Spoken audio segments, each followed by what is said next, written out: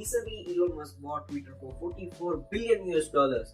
तो फाइनली 9-10 महीने की मेहनत के बाद एक हफ्ते पहले इलॉन मस्क ने ट्विटर को खरीद लिया। सो उसने खरीदने के बाद सबसे पहली जो ट्वीट की was the bird was free and उसने अपना ट्विटर का बायो भी चेंज कर दिया टू द चीफ ट्वीट। तो इसका मतलब ये है कि अब इलॉन मस्क ट्विटर का बॉस बन चुका है। तो इलॉन मस्क ने इतना अंधा पैसा ट्विटर को खरीदने के लिए क्यों फूका? तो कोई बिजनेसमैन इतना अंधा पैसा फूकेगा, उसके पीछे उसका कुछ रीजन होगा, उसका कुछ बिजनेस माइंडसेट होगा। पर इलॉन मस्क ने ये स्टेटमेंट दिया है कि he bought Twitter for betterment of human race, human civilization and for freedom of speech। तो कोई बिजनेसमैन इतना अंधा पैसा समाज सेवा के लिए फूकेगा, ये मानना जरा डिफिकल्टीज है। तो हम लोग समझते हैं कि इलॉन मस्क ने ट्विटर को खरीदा फॉर व्हाट रीजन और उसके पीछे उसका बिजनेस माइंडसेट क्या है। तो ये चीज समझने के लिए हमको समझना पड़ेगा व्हाट इज ट्विटर और हमको समझना पड़ेगा what is Elon Musk, who is Elon Musk. तो उसके बाद हमको समझ में आएगा कि इन दोनों के बीच का जो कनेक्शन है वो क्या है। तो सबसे पहले समझते हैं कि ट्विटर क्या है। तो ट्विटर जब आया था ना अपने अर्ली डेज में, तो वो खाली एक अल्टरनेटिव था अदर सोशल मीडिया प्लेटफॉर्म्स का। तो उस टाइम जो चल रहे थे फेसबुक और वगैरह, उसका एक upgraded version kind of system था ट्विटर का।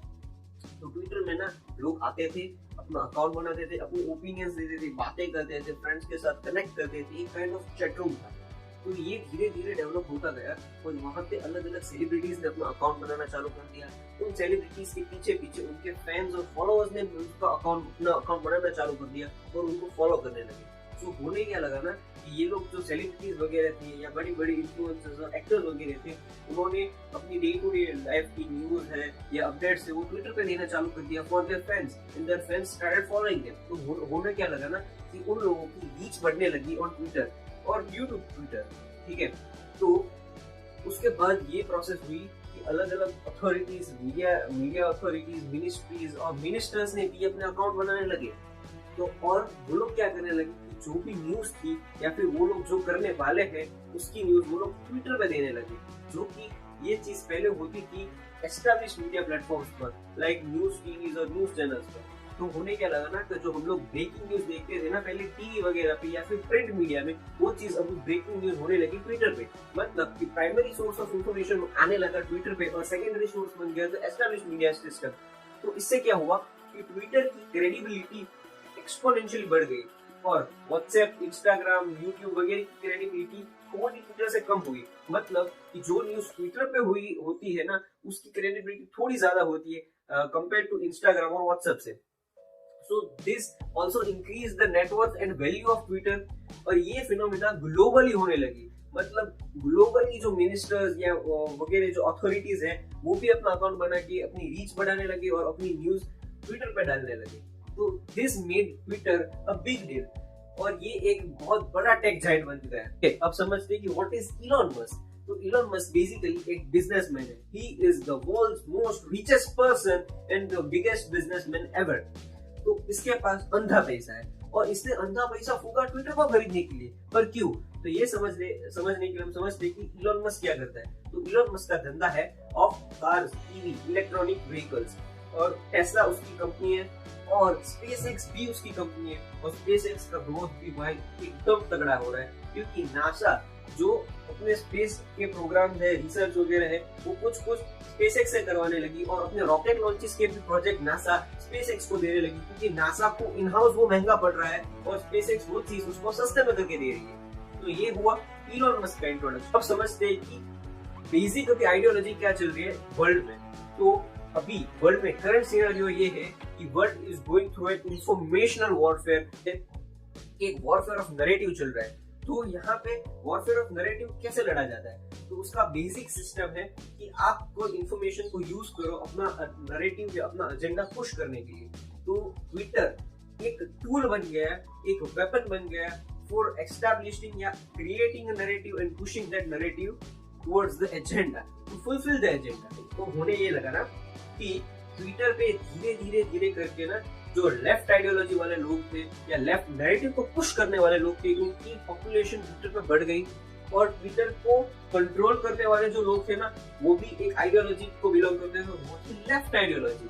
तो इसका रिजल्ट ये आया ना कि जो ट्विटर पहले फ्रीडम टू स्पीच प्रमोट कर रहा था, फ्रीडम ऑफ एक्सप्रेशन प्रमोट करने के लिए बना था, वो उस पे लेफ्ट आइडियोलॉजी या लेफ्ट नैरेटिव को पुश करने वाले लोगों की तादाद बढ़ गई और एक वो लेफ्ट लीनिंग आइडियोलॉजी वाला एक एप्लीकेशन बन गया, एक सोशल मीडिया प्लेटफॉर्म बन गया। तो यह लेफ्ट लीनिंग या लेफ्ट सपोर्टिंग इस सोशल मीडिया प्लेटफॉर्म पर होने ये लगा कि एक फ्रीडम ऑफ स्पीच तो कम होने लगा, ऊपर से लेफ्ट का जो दबदबा था, कंट्रोल था, इन्फ्लुएंस था, जो वर्चस्व था वो बढ़ गया rather than the right wing. तो वो लोग क्या करते थे ना, लेफ्ट विंग वाले अपनी पॉपुलेशन, अपनी रीच और फॉलोअर्स का पावर यूज करके ना राइट की आवाज को दबाने लगे।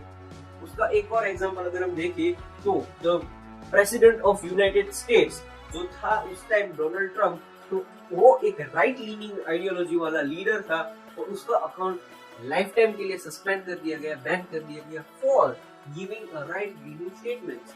तो उसका अकाउंट बैन कर दिया और see the audacity of Twitter, वो लोग प्रेसिडेंट का अकाउंट लाइफ टाइम के लिए सस्पेंड कर रहे हैं और उनको कोई डर नहीं है। एक देसी अगर एग्जांपल मैं दूं तो ये देसी एग्जांपल होगा कंगना रनावत का, जिसकी भी आइडियोलॉजी एक राइट लीनिंग थी और उसका भी अकाउंट कर दिया गया बैन।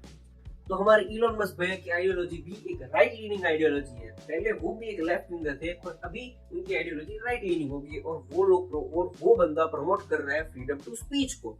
तो अभी हो क्या रहा था ना कि वो भी बहुत सारे कंट्रोवर्शियल या फिर कहे एक राइट लीनिंग स्टेटमेंट ट्विटर पे डाल रहा था। अभी उसको डर था कि अगर ट्विटर ने उसका अकाउंट सस्पेंड कर दिया तो उस चीज का इफेक्ट उसके बिजनेस पे पड़ेगा। तो भाई इलोन मस्क का ट्विटर अकाउंट बैन होने से उसका बिजनेस पे कैसे इफेक्ट पड़ेगा, ये समझने के लिए हमको समझना पड़ेगा ट्विटर बिजनेस कैसे करता है। तो अगर हम कोई भी रेगुलर ऑटोमोबाइल सेक्टर की बात करें ना, जैसे फॉर एग्जांपल Hyundai, तो Hyundai का मार्केटिंग मतलब एक कार बेचने के लिए उसको मार्केटिंग का खर्चा पड़ता है 1.5 लाख रुपया, अप्रोक्सीमेटली 1.5 लाख रुपया। तो सोचो कि उसका मार्केटिंग बजट कितना यूज होगा। तो अगर टेस्ला की जिसकी गाड़ी की बेसिक प्राइस 25 लाख के आसपास होती है, उसका मार्केटिंग का खर्चा कितना यूज होगा। पर Elon Musk being a smart businessman, उसने एक अलग और एक यूनिक आइडिया अपना सोचा, यूनिक वे सोचा टेस्ला को प्रमोट करने के लिए। तो वो टेस्ला को प्रमोट करने के लिए वो क्या करता है ना बंदा, उसने अपने ट्विटर पे एक ब्रांड इमेज बना ली और अपने ट्विटर पे ही वो लोग टेस्ला को प्रमोट करने लगा। तो होने क्या लगा ना कि जो ऑटोमोबाइल सेक्टर को अपना ह्यूज बजट मार्केटिंग के लिए सेपरेट करना पड़ता था, वही चीज इलोन मस्क एक छोटे से ट्वीट से अपनी कार वगैरह को टेस्ला को प्रमोट करने लगा। तो उसका मार्केटिंग का खर्चा काफी बचने लगा, which has given his profit a boost। तो धीरे धीरे उसका प्रॉफिट बढ़ने लगा। तो अभी सोचो इलोन मस्क जैसा बंदा जिसके 112 मिलियन फॉलोअर्स है ट्विटर पे, अगर उसका ट्विटर अकाउंट बैन हो जाता है या सस्पेंड हो जाता है तो उसका इफेक्ट उसकी ब्रांड वैल्यू पे पड़ेगा, उसकी टेस्ला की ब्रांड वैल्यू पे पड़ेगा और उसका टेस्ला का मार्केटिंग का खर्चा भी बढ़ जाएगा। which brings him to think कि अगर मेरा अकाउंट बैन हो गया तो उसका धंधा चौपट हो जाएगा। तो उसने क्या सोचा ना कि उसके पास है अंधा पैसा, तो वो ये पैसा लेके ट्विटर को खरीद लेगा ताकि वो ट्विटर का बॉस बन जाए एंड नोबडी कैन सस्पेंड और बैन हिज अकाउंट। और ये चीज इसने फ्रीडम ऑफ स्पीच के आड़े लेके करी और उसने इतना अंधा पैसा फूका ट्विटर को खरीद देने के लिए ताकि उसका बिजनेस भी बचा रहे, उसका खर्चा भी कम है। और अभी उसने ये चीज करी ना कि उसने जितने भी वेरीफाइड अकाउंट्स थे ना उसके पास से $8 पर मंथ का चार्ज करने का शुरू करने का वो सोच रहा है। तो मतलब उसने एक इन्वेस्टमेंट किया $44 बिलियन का, उस इन्वेस्टमेंट में से भी वो जनरेट करने लगा थोड़ा थोड़ा प्रॉफिट और रादर वो जनरेट करेगा थोड़ा थोड़ा profit. End of the day जब वो सोचेगा कि उसको बेचना है तो ऑफ कोर्स $44 मिलियन से ज्यादा का बेचेगा। तो यहाँ पे उसका कोई समाज सेवा नहीं है, it's just a business move. और साथों साथ अगर साथ साथ हम ये चीज भी देखें ना तो वो भी एक प्रमोट करना चाहता है एक राइट आइडियोलॉजी को, राइट विंग आइडियोलॉजी को, राइट नैरेटिव को। और अभी करंट के जो यूएस के प्रेसिडेंट है ना जो बाइडेन, उसकी इलोन मस्क के साथ इतनी बनती नहीं है। प्रीवियस प्रेसिडेंट थे डोनाल्ड ट्रंप, उसकी इलोन मस्क के साथ बहुत बढ़िया बॉन्डिंग थी। तो अभी जो करंट प्रेसिडेंट है वो ईवी को इतना सपोर्ट नहीं करते। तो लिख के ले लो, Elon Musk will effect the US elections which are going to be coming in 2024। तो ये चीज जरूर ट्राई करेगा Elon Musk to use this soft power. मैंने जो कहा था ना ट्विटर एक वेपन बन गया है नैरेटिव पुश करने के लिए, तो ये अभी उस वेपन के ऊपर बैठा हुआ है ये बंदा। और ये बंदा इस वेपन को जरूर यूज करेगा एक राइट नैरेटिव को प्रमोट करने के लिए। और वो इस वेपन का यूज करेगा ना 2024 के इलेक्शन में ट्रम्प को प्रमोट करने के लिए, क्योंकि ट्रम्प के साथ उसकी अच्छी बॉन्डिंग है। अगर ट्रम्प आ गया वापस से पावर में तो इससे फायदा किसका होगा? इलॉन मस्क का तो पक्का ही होगा। तो इसीलिए इलॉन मस्क ने ना ये ट्विटर को खरीदने का सोचा। इस बंदे ने ना एक तीर से ही 3-4 निशान एक साथ लगा दिए। तो वो कैसे? तो ये समझते हैं कि उसने ट्विटर को खरीदते ही जो लेफ्ट आइडियोलॉजी वाले लोग थे ना उसको हटा दिया, सीईओ वगैरह को हटा दिया, लीगल एडवाइजर्स को हटा दिया, और 75% ऑफ स्टाफ को वो हटाने या निकालने की बात कर रहा है, और काफी को निकाल भी दिया। तो फर्स्ट चीज ही डीड इज एक राइट नैरेटिव को पुश करने के लिए लेफ्ट लीनिंग आइडियोलॉजी के लोगों को हटाना चालू कर दिया। तो मतलब एक राइट आइडियोलॉजी को एस्टैब्लिश करने लगा उसने। और उसने सेकेंडली ये चीज प्रूव करी कि ये जो उसने ट्विटर को खरीदने के जो स्टेप लिया है ना वो एक सोशल वेलफेयर के लिए स्टेप लिया है। तो उसने अपनी इमेज भी क्लीन कर दी, ठीक है।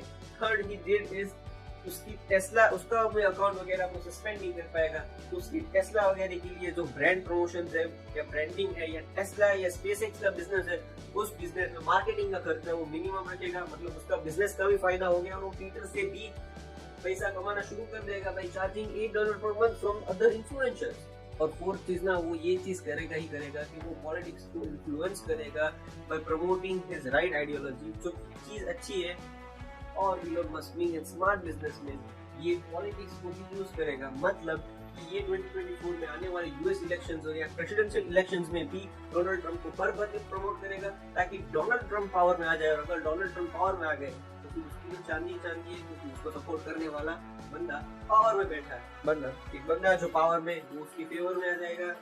एक वेपन जो कि एक सॉफ्ट पावर का वेपन कहा जाता है, जिसकी क्रेडिबिलिटी सबसे ज्यादा है, वो उसके कब्जे में। उसका ब्रांडिंग और प्रमोशंस को भी वो इजीली कर पाएगा वाया ट्विटर। तो ये बंदे ने ना चारों खाने चित कर दिए बाय बाइंग ट्विटर। तो उसका जो स्टेटमेंट था ना कि उसने ये चीज करी है फॉर सोशल सर्विस, वो चीज तो होगी, बट उसके पीछे उसका बिजनेस माइंडसेट और बिजनेस आइडियोलॉजी उसकी पहले है। तो ये था कुछ analysis of me on Elon Musk buying Twitter. तो कैसा लगा ये मेरे को बताना कमेंट्स वगैरह में। Thank you.